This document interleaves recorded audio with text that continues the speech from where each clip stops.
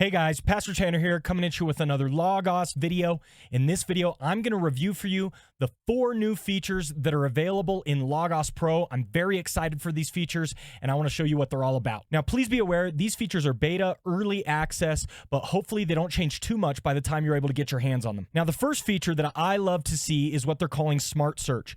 You may have asked yourself, why can't I just search in my Logos library like I search in Google, okay? Google, it seems like I can type in anything into that search box and it's going to figure out what I'm looking for, what I want to see. And yet when I use my Logos search, I have to be very specific, very particular. Those days are gone with Smart Search. You can now search your Logos library just like you might Google. This is awesome. Some of you have kept open a Google tab so that you can go look for broad-based knowledge, different information, and ideas. Now you don't need to do that. You can utilize your Logos books, your Logos library in order to use that Smart Search function and search in a very convenient manner. So let me just give an example. Right here, you can see the Smart Search is active because you have the AI assisted feature here. And if I just type in, who was C.S. Lewis?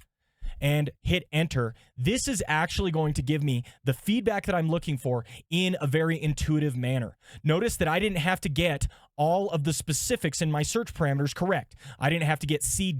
Lewis. I didn't have to get Clive Staples Lewis. I didn't have to get any of that. Instead, I could just type in this sort of manner and I'm immediately given good results. Fantastic. Don't get me wrong, I have always loved Logos Search, but for the convenient kind of searches where I just know the general kind of information I'm looking for instead of being very specific with my syntax, those have always been hard. Now it's fixed. I love this feature. And notice this too, it doesn't matter how I type C.S. Lewis in. It knows what I'm looking for. I can put the spaces in the right spot. I can capitalize it or not capitalize it. I can put the dots. I can use his first and last name, just his last name. All of that works. This is so good. And the second feature I want to show you actually dovetails really nicely with the Smart Search. And this is the summarizing of the search results. If you look over here, as I highlight any of these search results, in the upper right corner, I'm given a summarize button. Now, what this does is the AI goes through and reads through that little section of the article and gives me a quick summary. Now, why might I want to do this? Well, I'll tell you this. Sometimes when I'm in the pulpit, I want to drop some quick information about somebody, and I don't want to have done a big, long study into that individual. I just want to drop some quick facts. I call these fun facts. And I'm just dropping them in the sermons because people like to hear this information, get that feedback. This summarize feature helps me to get just that. Look, I can pull information and summarize it from a book I probably never would have referenced because I didn't know it talked about C.S. Lewis, and it's right here. Clive Staples Lewis gives me his birth date and his death date, was a prominent thinker of the 20th century after his conversion in 1931. Look, this is perfect information, and I got it out of this book, Created and Creating a Biblical Theology of Culture. I never would have known to go to this book and get a quick summary about C.S. Lewis, but I have it right here. And I can grab those summaries one after another. I can stitch this information together very fast, and I can present a nice short little biographical introduction to C.S. Lewis right there in my sermon with very minimal research time. This is a fantastic tool. Now, this quick summary tool actually leads me into the most game-changing feature of, I think, the entire rollout. And this is the summarization sidebar that you can get in each of your books. Let me show you. This last Sunday, I was preaching on John chapter 4, verses 27 to 38. And oftentimes, I will open up all of my commentaries and I will just be overwhelmed at the amount of material available to me. We have information overload in our day and age. How am I going to have a chance to read all of these commentaries? What am I going to do with all of this information? How do I know what to read? This is where the summarization sidebar, I think, helps a ton. If you open any given resource, you can look in the upper right corner and you can see that there's a sidebar available. Now, previously, the only feature in here was the translation sidebar, but now we have the summarization sidebar as well. And you can see the option right here to go ahead and summarize this section. I open one of my commentaries. It is now going to give me a summary of the information in this entire section. And I can read this summary instead of the commentary itself. Now, I know some people are put off by this kind of tool. Why? They would say, well, it's my job to read the book.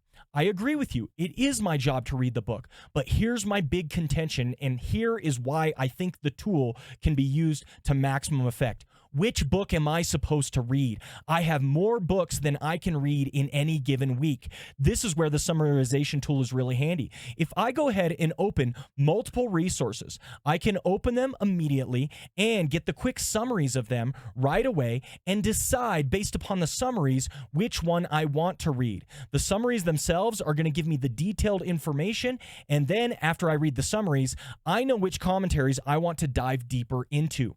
It streamlines the process, and it makes it to where the commentaries I'm consulting on any given weekly basis are actually the most relevant commentaries to the sermon I want to preach. For example, in this very passage this week, when I was preaching out of John chapter 4, verses 27 through 38, I noticed that the pericope could kind of be broken down into two sections.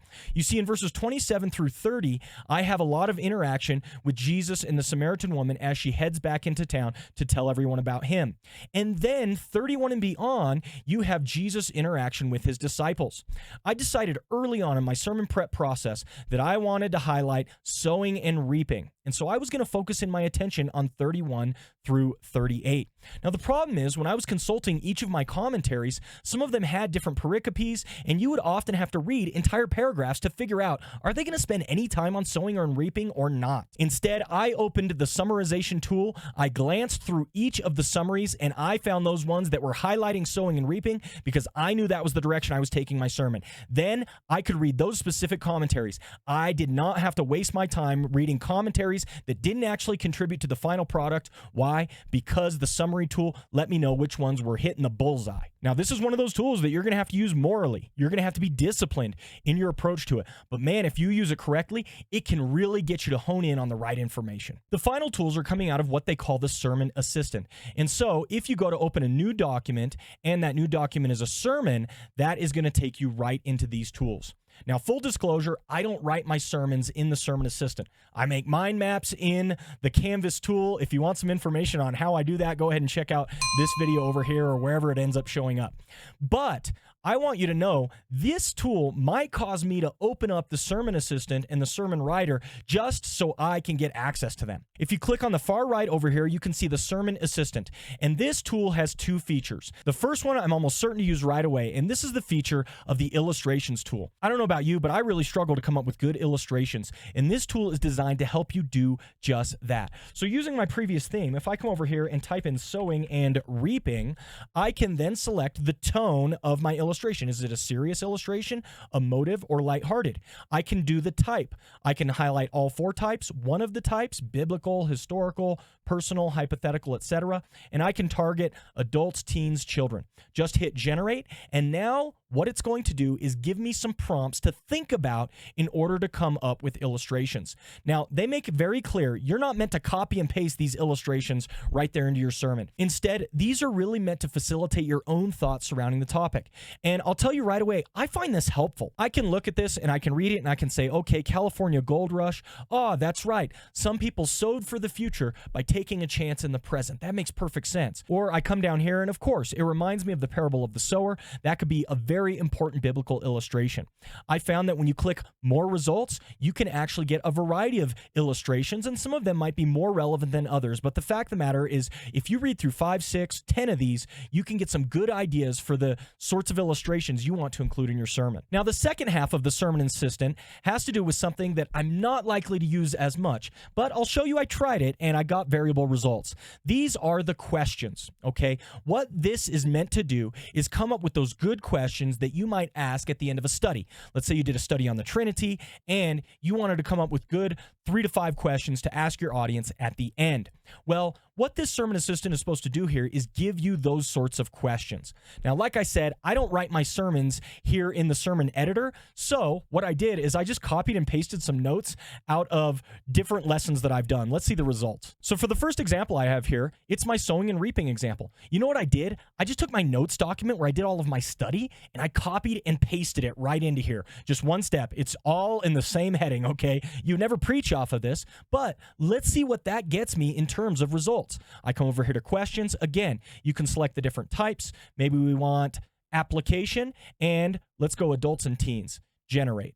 Now, what we're going to see here is that it is coming up with a variety of questions based upon the content here in my notes. And frankly, I find these to be pretty good. All right, what are the 2 kinds of water jars we must leave behind when we encounter Jesus, according to the Life Application Barton? I had copied and pasted a section I thought was good in my notes. I remember that now, and that's right. He talked about 2 kinds of water jars that we should leave behind. Guess what? I talked about these 2 kinds of water jars in my sermon itself. So the fact that the questions are prompting it, perfect. If I go through, I was actually pretty impressed with the results I was seeing. But there are some mix-ups. Notice that the first 4 all have to do with this life application idea, although some of them are focusing on different areas or others. But as I scrolled through, again, I think if you reference a good 10 of these and you're just asking yourself these questions, even if you don't use this exact question, it's probably going to give you a prompt that you might be interested in including in your sermon or in your lesson. So at the end of the day, I find that both of these tools in the Sermon Assistant are great at getting my brain moving in the right direction as I'm trying to finalize my sermon. Okay, guys, what are my final thoughts for all of these new features, all 4 of them that are included in Logos Pro? Well, I want you to know I personally don't have any issues with the AI aspects of these tools. I know that some people do, and I want to tell you I have no problem with that. Never violate your own conscience. I believe, however, for me, that I need to be accountable to use these tools responsibly before God. And I think there are really good ways that you can use the tools responsibly without violating any principles of morality or any ethical considerations. With that said, I am enthusiastic about these tools. They serve to help in one of the most long-standing issues within Logos Bible software. People who have really large libraries want to leverage all of their resources, but there's not enough time in the day to dig into all of the resources you have available to you, especially if you are busy trying to conduct ministry. The fact of the matter is there's just information overload today, and we need good sense makers who can take all of this information, synthesize it, and boil it down to its key ideas. I think many of these tools are a useful aid in that process. They allow me to consult more of my resources and more of my most meaningful resources because I can sort them utilizing the tools. I absolutely love these features. I'm going to be utilizing them a lot going forward. These get a thumbs up in my book. Thank you, Logos. Please keep going. That's it for this video. I hope it was helpful to you. Thank you so much for watching the Pastor Tanner YouTube channel. Please consider supporting us on Patreon, and we'll see you again real soon. Take care. God bless. Bye.